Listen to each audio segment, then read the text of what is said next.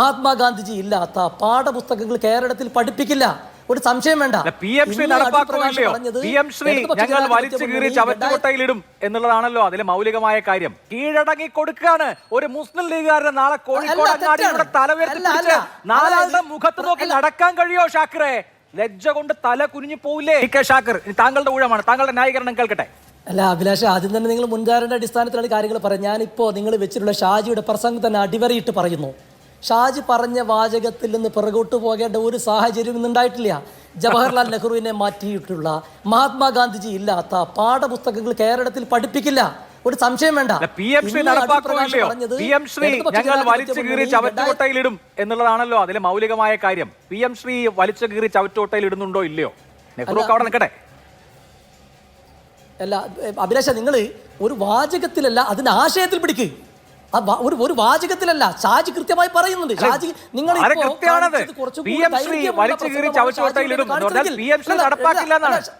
നടപ്പാക്കുമെന്ന് പ്രഖ്യാപിച്ചു കഴിഞ്ഞു. UDF മുന്നണി അല്ലല്ല, നിങ്ങൾ ബഹുമാനായ അല്ല അഭിലാഷേ, PK കുഞ്ഞാലിക്കുട്ടി സാഹിബ് ഈ PM ശ്രീ പദ്ധതിയിൽ 2025 ഒക്ടോബർ 16 ഇവര് തലയിൽ മുണ്ടിട്ട് പോയി ഒപ്പിട്ട ശേഷം കുഞ്ഞാലിക്കുട്ടി സാഹിബ് നിങ്ങളെ പോലെയുള്ള മാധ്യമ പ്രവർത്തകർ അന്ന് പറയുന്നുണ്ട്, ഞങ്ങള് കാവ്യവൽക്കരണത്തിനാണ് എതിര് നിൽക്കുന്നത്. ഇത് നിങ്ങൾ നെഗോഷിയേഷൻ നടത്തി ഇതിൽ കരിക്കുലത്തിലും സ്കൂളിൻ്റെ തെരഞ്ഞെടുപ്പിലും കേരള സർക്കാരിന് അവകാശമുണ്ടെങ്കിൽ ആ പദ്ധതിയുമായി മുന്നോട്ട് പോകുന്നതിന് ഞങ്ങൾക്ക് എതിർപ്പില്ല എന്ന് പ്രതിപക്ഷ സമയത്ത് PK പറഞ്ഞതും ഞാൻ കേട്ടിട്ടുണ്ട്. എന്ന് മാത്രമല്ല, PK കുഞ്ഞാലിക്കുട്ടിയുടെ ആ വാചകങ്ങൾ ഞാൻ ജൂൺ 18-ന്റെയോ 19-ന്റെയോ സൂപ്പർ പ്രൈം ടൈമിൽ കേൾപ്പിച്ചിട്ടുണ്ട്. ഇപ്പോ UDF ഇന്ന് പറഞ്ഞ നിലപാട് ഫണ്ട് അർഹിച്ച ഫണ്ടാണ്, ആ ഫണ്ട് നമുക്ക് കിട്ടണം, അതുകൊണ്ട് PM ശ്രീ നടപ്പാക്കണം എന്നുള്ളതാണല്ലോ കൺവീനർ വിശദീകരിച്ചത്. അപ്പൊ ആ ചോദ്യത്തിനുള്ള ഉത്തരം അന്ന് PK കുഞ്ഞാലിക്കുട്ടി പ്രതിപക്ഷത്തിരിക്കുമ്പോൾ പറയുന്നുണ്ട്. എന്താണെന്നറിയോ? ഫണ്ടിന് വേണ്ടി കേന്ദ്ര സർക്കാർ ഫണ്ട് കിട്ടണം, ഫണ്ട് അവകാശമാണ്, പക്ഷെ ആ ഫണ്ടിന് വേണ്ടി നമ്മൾ ആത്മാഭിമാനം പണയം വെക്കരുത് എന്നാണ് അന്ന് കുഞ്ഞാലിക്കുട്ടി പറഞ്ഞത്. താങ്കൾ പറഞ്ഞ ഡേറ്റിലാണ്, അതിന്റെ മുഴുവൻ രൂപ ഇവിടെ ഇരിക്കുന്നുണ്ട്. എന്നിട്ട് പറഞ്ഞാൽ ആ ഫണ്ടിന് വേണ്ടി എന്ത് ചെയ്യണം? പോയി ഒപ്പിട്ട് കൊടുക്കാണോ വേണ്ടത്? ഈ പദ്ധതി നടപ്പാക്കാണോ വേണ്ടത്? അല്ല, നിയമപരമായ മാർഗങ്ങൾ സ്വീകരിക്കണം. ആ ഫണ്ടിന് വേണ്ടി തമിഴ്നാട് സ്വീകരിച്ച രീതിയിൽ നിയമ പോരാട്ടം നടത്തണം, അതാണ് വേണ്ടത് എന്നാണ് കുഞ്ഞാലിക്കുട്ടി അന്ന് പറഞ്ഞത്.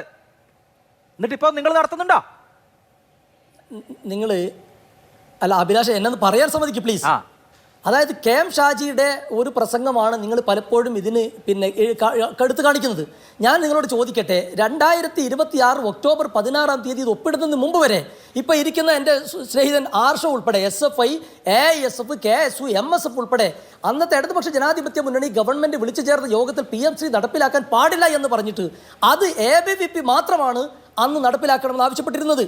എന്നിട്ട് ആരും അറിയാതെ അന്നത്തെ ഗവൺമെന്റ് SFI സമ്മേളനത്തിൽ പോയി ശ്രീ പിണറായി വിജയൻ പ്രസംഗിച്ചുൾപ്പെടെ PM ശ്രീക്ക് എതിരായിരുന്നു. എന്നിട്ട് ഒക്ടോബർ 10 നരേന്ദ്രമോദിയെ കണ്ട് ഒരു ദുരൂഹമായ കൂടിക്കാഴ്ച നടത്തി.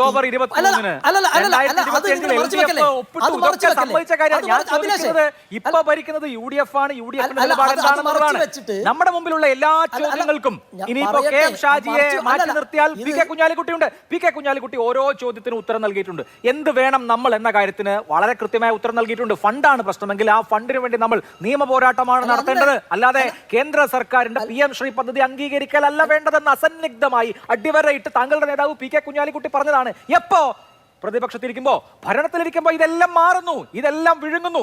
BJP പറയുന്നത് എന്താ? മുസ്ലിം ലീഗിനെ കൊണ്ട് തന്നെ PM ശ്രീ നടപ്പാക്കുമ്പോൾ ഉള്ള സന്തോഷത്തെക്കാൾ വലുതായി ഒന്നുമില്ല എന്നാണ് BJP പറയുന്നത്.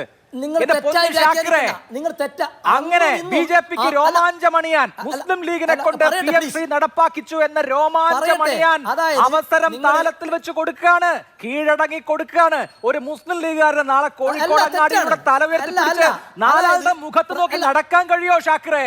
ലജ്ജ കൊണ്ട് തല കുനിഞ്ഞു പോവില്ലേ? ഇത്ര കാലം പറഞ്ഞത് മുഴുവൻ മാറ്റി പറയേണ്ട അവസ്ഥയല്ലേ? നടത്തിയ പ്രസംഗം അല്ല, ഒരിക്കലുമല്ല. നിങ്ങൾ മനസ്സിലാക്കേണ്ട സംഗതി, ഇടതുപക്ഷ ജനാധിപത്യ മുന്നണി സ്വന്തം ഘടകകക്ഷിയായ CPI പോലും അറിയിക്കാതെ അമിത്ഷായും കഴിഞ്ഞ കാര്യമാണ് അല്ല പറയാൻ സമ്മതിക്ക്. അല്ല അന്നാണ് ഒപ്പിട്ട്. അല്ല UDF എന്താ ചെയ്തത്? UDF നിലപാടെടുത്തോ? നടപ്പിലാക്കിയോ?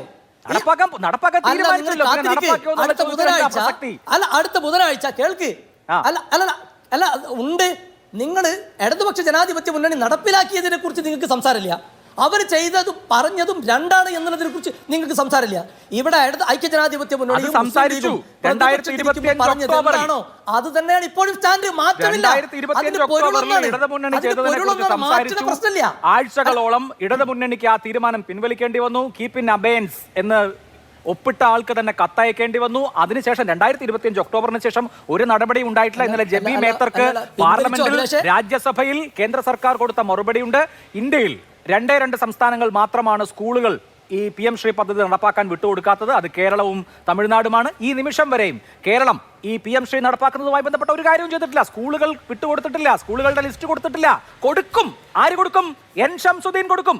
BJP-ക്കാരുടെ ഹർഷാരവങ്ങൾക്കിടയിൽ അവർ രോമാഞ്ചമണിഞ്ഞുകൊണ്ട് മുസ്ലിം ലീഗുകാർ PM ശ്രീ നടപ്പാക്കിക്കുന്നത് കണ്ട് അവർ കോരിത്തരിക്കും, കൈയടിക്കും. അതുകൊണ്ടാണ് ഞാൻ നേരത്തെ ചോദിച്ചത്, ഒരു ലീഗുകാരന് ആത്മാഭിമാനത്തോടു കൂടി വഴിയിലിറങ്ങി നടക്കാൻ കഴിയുമോ ഇനി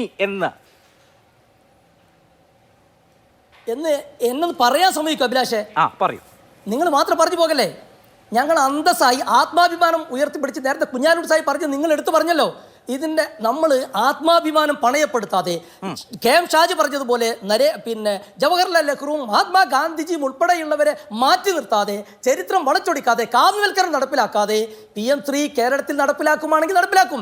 അടുത്ത ബുധനാഴ്ച നിങ്ങളൊരു കാര്യം കൂടി കേട്ടോ, അടുത്ത ബുധനാഴ്ച N ശംസുവിന്റെ നേതൃത്വത്തിലുള്ള മന്ത്രിസഭ ഉപസമിതി ഇതുമായി ബന്ധപ്പെട്ട് കൂടുതൽ കാര്യങ്ങൾ വ്യക്തമാക്കും. അതുവരെ ഒന്ന് കാത്തിരിക്കും. നിങ്ങൾ ന്യായീകരിക്കൂ എന്ന് പറഞ്ഞിട്ട് മുൻധാരണയോടുകൂടി സംസാരിക്കല്ലേ. ഇപ്പൊ ന്യായീകരിക്കേണ്ടത് നേരത്തെ ശിവൻകുട്ടി നിങ്ങൾക്ക് ഓർമ്മയുണ്ടാകും, ഞാൻ നിലപാട് മാറ്റിയെന്ന് പറഞ്ഞത് ഓർമ്മയില്ലേ? ഓർമ്മയുണ്ടോ? ആദ്യം പറഞ്ഞു ഫണ്ടിന് വേണ്ടിയിട്ടാണെന്ന്, പിന്നെ പറഞ്ഞു കേന്ദ്രത്തിന്റെ സമ്മർദ്ദമാണെന്ന്, പിന്നെ പറഞ്ഞു PM ശ്രീ നല്ല പദ്ധതിയാണെന്ന്. ഞങ്ങൾ മാറ്റി പറയുന്നില്ല, ഒരേ സ്റ്റാൻഡിലാണ്. PM ശ്രീ പദ്ധതിയിൽ കാവ്യവൽക്കരിക്കുന്ന രീതിയിൽ കേരളത്തിൽ വിദ്യാഭ്യാസ രംഗം നടപ്പിലാക്കില്ല. എന്നാൽ അത് കേരളീയ വിദ്യാഭ്യാസത്തിന് ഗുണകരമായ രീതിയിൽ ചരിത്രത്തെ വളച്ചൊടിക്കാതെ കാവ്യവൽക്കരണമില്ലാതെ നടപ്പിലാക്കും. നിങ്ങളൊന്ന് കാത്തിരിക്കി. അതായത് കാവ്യവൽക്കരിക്കാത്ത നിലയിൽ വളരെ നല്ല നിലയ്ക്ക് PM ശ്രീ നടപ്പാക്കും. LDF-ന്റെ കാലത്തുള്ളത് പോലെ അല്ല എന്ന് പറയുന്നത്. ഹിസ് ഹൈനസ് അബ്ദുള്ള എന്നൊരു സിനിമയുണ്ട് ഷാക്കറെ, അതില് ഒരു കഥാപാത്രം ചോദിക്കുന്നുണ്ട്, ഏട്ടനെ വേദനിപ്പിക്കാണ്ട് കൊല്ലാൻ പറ്റുമോ എന്ന്. അതുകൊണ്ട് അതേപോലെ ഏട്ടനെ വേദനിപ്പിക്കാണ്ട് കൊല്ലുന്നത് പോലെ കാവ്യവൽക്കരിക്കാതെ PM ശ്രീ നടപ്പാക്കട്ടെ. കർണാടകയിൽ പരിശോധിച്ചോ?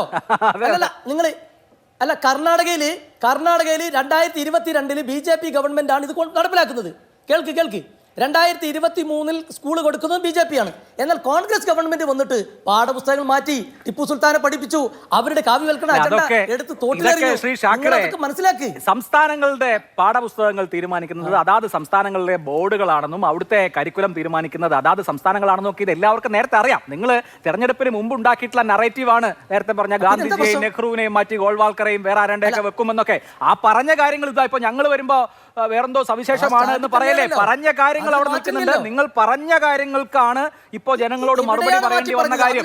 അല്ലാതെ ഈ സ്റ്റേറ്റുകൾക്ക് കരിക്കുലം നടപ്പാക്കുന്ന കാര്യത്തിൽ, പാഠപുസ്തകങ്ങൾ നിർമ്മിക്കുന്ന കാര്യത്തിൽ എന്തെങ്കിലും തടസ്സം ഉണ്ടാവും PM ശ്രീയിൽ നിന്ന് മുമ്പ് ആരും പറഞ്ഞിട്ടില്ല. അതുകൊണ്ട് ഞങ്ങൾ വരുമ്പോ പാഠപുസ്തകം ഒന്നും മാറ്റില്ല എന്ന് പറയുന്നതിൽ എന്ത് കഥയുള്ളത് അതൊക്കെ ആളുകൾക്ക് മനസ്സിലാവും. ഞാൻ താങ്കളിലേക്ക് മടങ്ങിയെത്തി. CK ഷാക്കിർ, ഇതന്നെ അടുത്ത ബുധനാഴ്ച മുതലുള്ള ക്യാപ്സ്യൂൾ സിലബസോ പാഠപുസ്തകമോ ഞങ്ങൾ വിട്ടുകൊടുക്കില്ല, സ്കൂളുകൾ ഞങ്ങൾ തന്നെ തീരുമാനിക്കും എന്നുള്ളതല്ലേ? അപ്പോൾ ശിവൻകുട്ടിയുടെ കാലത്ത് സ്കൂളുകൾ നരേന്ദ്രമോദി തീരുമാനിക്കുമായിരുന്നോ? പാഠപുസ്തകം നരേന്ദ്രമോദി ഒന്ന് എഴുതുമായിരുന്നോ? അഭിലാഷ് ഇന്ന് കുറെ കോമഡി സിനിമ കണ്ടിട്ട് വലിയ ആവേശത്തിൽ വന്നിരിക്കുകയാണ്. കോമഡി സിനിമകളൊക്കെ നിങ്ങൾ ഭരിക്കുമ്പോൾ ഔട്ട്ഡേറ്റഡ് ആയി സാർ. ആൾക്കാർ ഈ മൂവി ചാനലിലൊക്കെ റേറ്റിംഗ് കുറയാണ്. ഇതിനേക്കാൾ വലിയ കോമഡി വേറെ എവിടെ കിട്ടും? നിങ്ങൾ എന്നെ പറയാ, ഒരു മിനിറ്റെങ്കിലും എനിക്കൊന്ന് സമയം തരണ്ടേ? അതായത് ആർഷോ ഇരിക്കുന്നത്, ആർഷോക്ക് അതിൻ്റെ ഒരു ഇവിടുന്ന് ന്യായീകരിക്കാനും നാണം ആർഷോയുടെ മുഖത്തുണ്ട്. കാരണം ആർഷോ അന്നത്തെ ഇടതുപക്ഷ ജനാധിപത്യ മുന്നണി ഗവൺമെന്റ് വിളിച്ചു ചേർത്ത വിദ്യാർത്ഥി സംഘടനാ യോഗത്തിൽ പങ്കെടുത്തു എന്നാണ് ഞാൻ മനസ്സിലാക്കുന്നത്.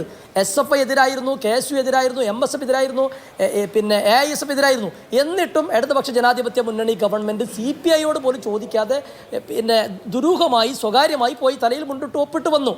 നിങ്ങൾ നോക്കുക, 16-ാം തീയതി ഒപ്പിട്ട MOU 17-ാം തീയതി ചിന്താവാരികയിൽ അങ്ങനെ ഒരു പദ്ധതി നടപ്പിലാക്കില്ല എന്ന് പറഞ്ഞ ശിവൻകുട്ടിയുടെ ഒരു വീഡിയോ സന്ദേശം ഞാനിപ്പോൾ അഭിലാഷിന് അയച്ചു തന്നിട്ടുണ്ട്. നിങ്ങളൊന്ന് തുറന്ന് കാണണം.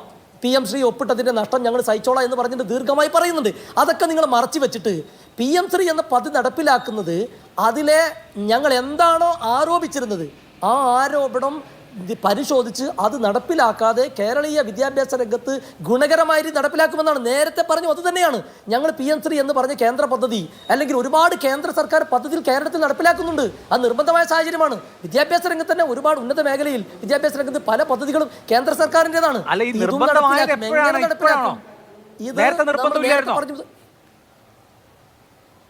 ഞങ്ങൾ ഇടുമ്പോ മാത്രം സ്റ്റാൻഡാണ്. എവിടെയാണ് ഞങ്ങൾ നിലപാട് മാറ്റിയത്? അത് നടപ്പാക്കുമ്പോ അത് നിർബന്ധം അല്ല. അന്നും ഇന്നും ഒരേ വാചകമാണ്, ഒരേ വാദമാണ്. നിങ്ങൾ അഭിലാഷ് എന്തടിസ്ഥാനത്തിലാണ് ഞങ്ങൾ ഒരേ വാദമാണ്, പ്രവൃത്തി മാത്രമാണ്. അതൊന്നും അഭിലാഷ് ഒന്ന് പറഞ്ഞാട്ടെ. അല്ലല്ല, അഭിലാഷ് എന്തിനാണ് ഇന്ന് ഇൻട്ര മുതൽ ഞങ്ങളോട് ന്യായീകരിക്കാൻ പറയാണ്? ഞാൻ ന്യായീകരിക്കണ്ട. ഞങ്ങൾ അന്ന് പറഞ്ഞതും ന്യായീകരിക്കാൻ പറ്റാത്ത കാര്യമാണെന്ന് എനിക്കറിയാം. സ്നേഹമുണ്ട് രണ്ടുപേരോടും. ന്യായീകരിക്കാൻ പറ്റാത്ത കാര്യമാണെന്ന് എനിക്കറിയാം. I do agree. അല്ലല്ല, നിങ്ങൾ ഞാൻ ഇവിടെ ഇരിക്കുന്നത് കണ്ടോ, നല്ല ചിരിച്ച് പ്രസന്ന ഇരിക്കുന്നതുകൊണ്ട് അറിയോ, നിങ്ങളോടും മലയാളികളോടും ഞങ്ങൾക്ക് അന്തസ്സോടെ പറയാൻ കഴിയും. ആ അന്ന് വിമർശിച്ചതും ഇന്ന് പറയുന്നത് ഒരേ കാര്യമാണ്. PM3 എന്ന പദ്ധതിയുടെ കാവ്യവൽക്കരണം നടപ്പിലാക്കാൻ അനുവദിക്കില്ല. കേരളീയ വിദ്യാഭ്യാസത്തിന് പുരോഗതിയുടെ പാതയിലേക്ക് കൊണ്ടുവരുന്ന കേന്ദ്ര സർക്കാരിന്റെ പദ്ധതിയാണെങ്കിൽ അത് നടപ്പിലാക്കേണ്ട നിർബന്ധിത സാഹചര്യം ഉണ്ടെങ്കിൽ, ഇടതുപക്ഷ ജനാധിപത്യ മുന്നണി ആ കെണിയിൽ കേരളത്തെ കൊണ്ടുപോയി വെച്ചിട്ടുണ്ടെങ്കിൽ അത് മുന്നോട്ട് കൊണ്ടുപോകേണ്ട സാഹചര്യം എങ്ങനെ നടപ്പിലാക്കുമെന്ന് ഒറ്റ ചോദ്യം. ഇപ്പൊ താങ്കൾ ആദ്യം പറഞ്ഞ കാര്യങ്ങളോടൊക്കെ ഞാൻ യോജിക്കുകയാണ്. ഏത് മന്ത്രിസഭയെ അറിയാതെ തലയിൽ മുണ്ടിട്ട് പോയി ഒപ്പിട്ട MOU ആണ്. മന്ത്രിസഭാംഗങ്ങൾ അറിഞ്ഞില്ല, ഇടതുമുന്നണിയിലെ പ്രധാനപ്പെട്ട ഘടകകക്ഷിയായ CPI അറിഞ്ഞില്ല, മറ്റ് ഘടകകക്ഷി അറിഞ്ഞില്ല, മന്ത്രിമാരാരും അറിഞ്ഞില്ല. അതാണല്ലോ പ്രശ്നം. താങ്കൾ ശരിയായി ചൂണ്ടിക്കാണിച്ചു. അതൊരു ശരിയായ വിമർശനവുമാണ്. അങ്ങനെ മന്ത്രിസഭ പോലും അറിയാതെ ഒരു വകുപ്പ് സെക്രട്ടറി ഒപ്പിട്ട MOU അത് ഞങ്ങൾ നടപ്പാക്കിയേ തീരുമെന്ന നിർബന്ധ ബുദ്ധി എന്താ? അങ്ങനെ യഥാർത്ഥത്തിലുള്ളൊരു ഡ്യൂ പ്രോസസ്സ് നടക്കാതെ വന്ന MOU ആയതുകൊണ്ട് ഞങ്ങൾ അതിനെ വില വെക്കുന്നില്ല എന്നൊരു നിലപാടെടുക്കാലോ? പറ്റുമോ? അല്ല അഭിലാഷ, നിങ്ങൾക്ക് ഈ രാജ്യത്തെ നിയമ സംവിധാനത്തെ കുറിച്ച് എന്നേക്കാളും ബോധമുണ്ടെന്ന് ഞാൻ വിശ്വസിക്കുന്നത്.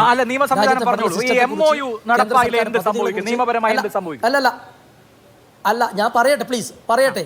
ഇപ്പോ നേരത്തെ ആർഷോ തന്നെ പറഞ്ഞു, ഒരു പ്രത്യേക സാഹചര്യത്തിൽ സമ്മർദ്ദത്തിന്റെ ഫലമായി ഒപ്പുവെക്കേണ്ടി വന്നു. അതായത് കേന്ദ്ര സർക്കാർ പല വിഷയത്തിലും കേരളത്തെ സമ്മർദ്ദത്തിലാക്കുന്നു. പല തരത്തിലുള്ള പ്രയാസങ്ങൾ പ്രതിസന്ധികൾ ഉണ്ടായിട്ടാണ് അന്ന് അവരൊപ്പുവെച്ചത്. ഇപ്പൊ അവർ വന്നിട്ട് ന്യായീകരിക്കുകയാണ്. എന്നിട്ട് അഭിലാഷ്, എനിക്ക് മനസ്സിലാവണില്ല അഭിലാഷിന് ഇതിന് എന്താ പ്രശ്നം എന്നുള്ളത്. ഇതിന് ഞങ്ങളെന്ന് പറഞ്ഞിട്ടുള്ള പ്രശ്നം കാവ്യവൽക്കരണം, ചരിത്രത്തെ വളച്ചൊടിക്കുന്ന രീതിയിൽ പിന്നെ പാഠപുസ്തകങ്ങൾ, അതുപോലെ സ്കൂളുകളെ തെരഞ്ഞെടുക്കുന്നതിലെ പ്രശ്നം. ഇത് അന്ന് തന്നെ പ്രതിപക്ഷത്തിരിക്കുമ്പോൾ ഞങ്ങളുടെ നേതാക്കൾ ഉൾപ്പെടെ പറഞ്ഞത് നിങ്ങളുടെ അന്നൊരു ഫാൾസ് നറേറ്റീവ് മുന്നോട്ട് വെച്ചു.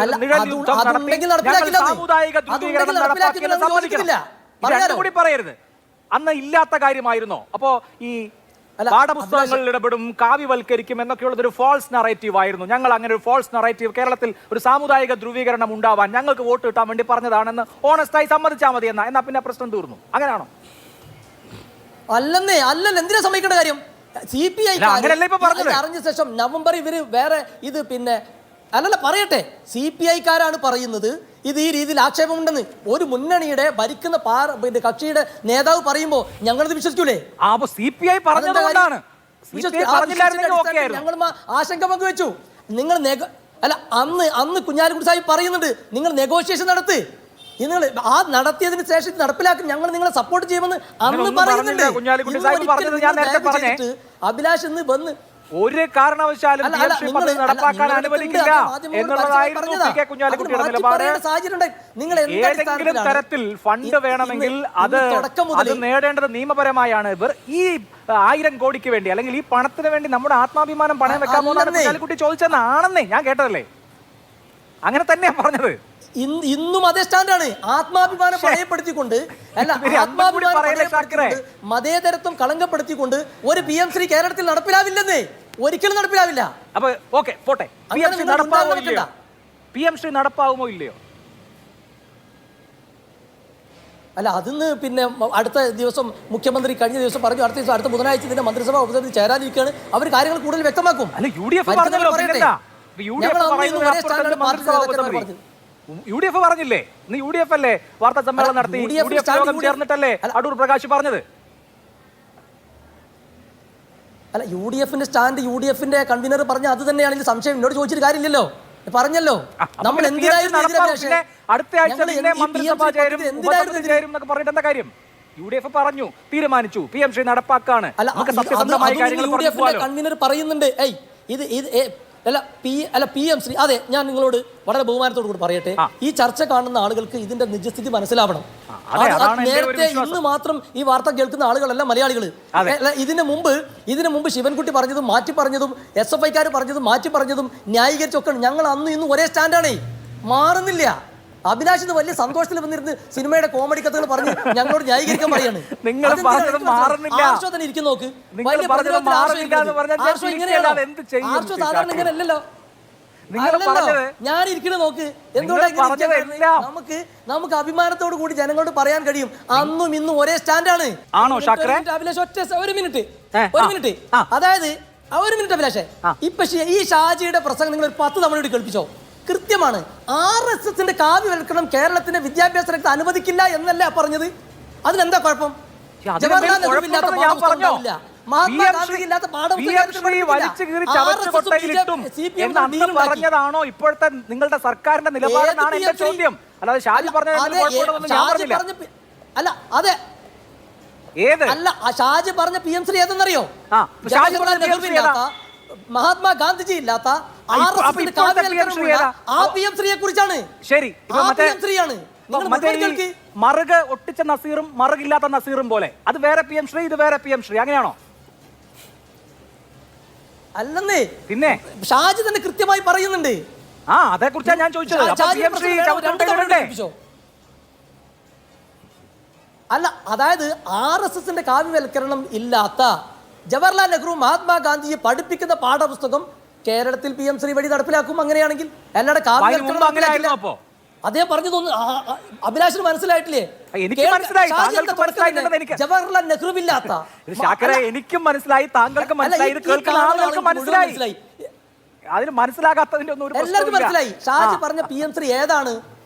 RSSും CPM തമ്മിൽ തലയിൽ മുണ്ടിട്ട് 10-ാം തീയതി അമിത്ഷായെ കണ്ട്